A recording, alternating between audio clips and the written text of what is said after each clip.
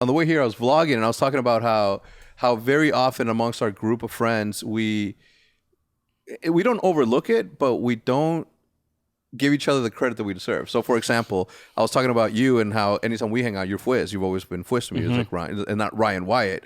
And I was telling him, I'm like if you think about it, if you put it into perspective, like everybody, like, and you won't, you this might be a little bit hard for you to hear, okay? But like, you're an important person. You're like not only an important person, but you're like a definite figurehead in gaming, esports, and everything related to it.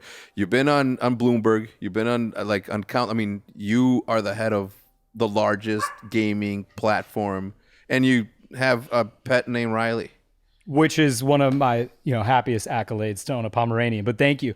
I actually think because we've been close friends for so long, actually a big part of what you do when you're your guys and you're close friends with one another is really just kind of bust each other's balls. Yeah. So actually it's good because it holds us. We're all very confident in ourselves. Yeah. So I think keeping one another humble is much better than building each other up too much. If they saw the joke, and I say this, the jokes that we put in the thread, right? Yeah. How we because we don't. It's not terrible how we talk to each other. It's not like, hey man, nice haircut today, goofball. No, it's like, I'm a stay-at-home dad. Remember, for years. Yeah. Like the joke to me was like shut up. You're a stay-at-home dad. Yeah. Judith is like the man of the house. Yeah. Which she is. She's the woman of the house and equal parts Totally. and all that. Yeah. No. It's the thread is definitely difficult at times. And people that have watched the Umu streams have actually gotten pretty good glimpses of it. But even that, I would say, PG, is a little PG, PG relative 13. to the thread. Yeah. Yeah, no, for sure. The thread can be quite toxic, but I think it's good. Like I said, it keeps everyone grounded, and that's an important thing. Yeah, I do. But at the same time, like as I continue to say, like it's not because we came up together, we've known each other for like 8 years, Right. like a long ass time. You almost like look past that because that's just like the job that you do. But when you put it into the true scope of things, like, you're a big figurehead, and I had to like ask you, from your perspective. I saw it happen firsthand. I saw it, go from the ref, commentator, optic manager, machinima, and the whole nine. And like I wanted to get to hear from your side because it's for me it's like a certain way, right? Like it's Like what my background is? Or yeah. Well, like let me start here. Yeah, right? yeah, Like yeah. who are you today? Yeah, so today I run two businesses globally at YouTube, our virtual reality business and our gaming business. Obviously the gaming one being bigger and where I spend a large majority of my time. And so I run essentially the business team at YouTube for both those verticals. Okay, who were you when you started? When you started gaming? Yeah, so that's actually a really good question. And I think... So the only kinds I ask, Fwiz. Yeah, do I have a time limit here? Can I give a little bit of a background? Yeah, I think it's important because, a lot of people ask how to get in gaming. And I think generally speaking, I would tell my story and give some advice along the way. So when I was in college, I really, I decided I'm like, I love gaming. I got to figure out a way to get a job in gaming. So I was very focused on that very particular task at hand. That was the most important thing.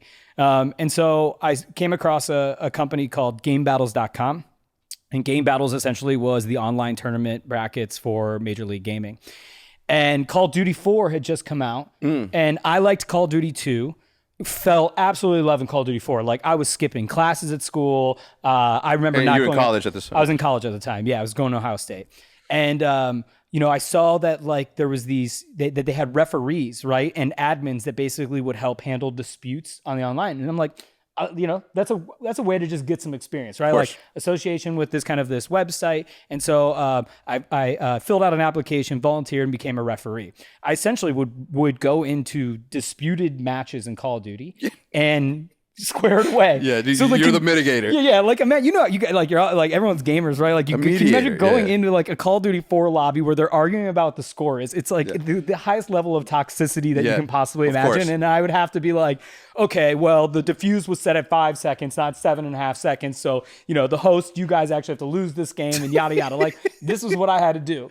And then from there, like within that, I moved up to being an admin where I would solve tickets. So people would send screenshots of like scores.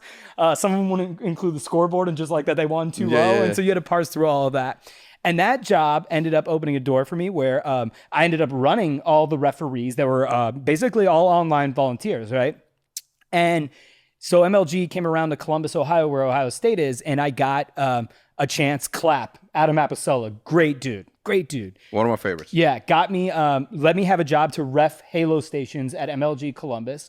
They were happy with how I did there, and so I started touring with MLG around all the events. This is 2008, maybe early 2009, something like this, and started going around all the MLG events reffing Halo. Call of Duty started getting bigger, and arguably bigger than Halo, but no one was broadcasting any of it from an online perspective. Right. So I was like, "This is my shot.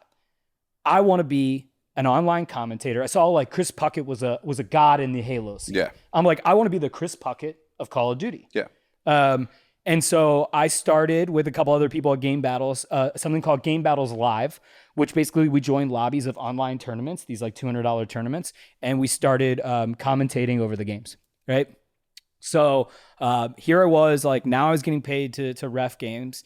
Now I was getting paid to commentate, and started to really kind of build out my first job experience. And along the way is when I met you. And so we ran into each other in 2010. December 2010, yeah. At the MLG National Championship for Modern Warfare 2. Yeah, came in 4th place. Yep. And I was commentating that event, and that's kind of where our friendship started. Yep. And yeah, I mean, after that, joined Optic Gaming, became what I think, a big part of Optic Gaming, and during like a really important part of Optic's history. This is 8 years ago, almost 9 years ago.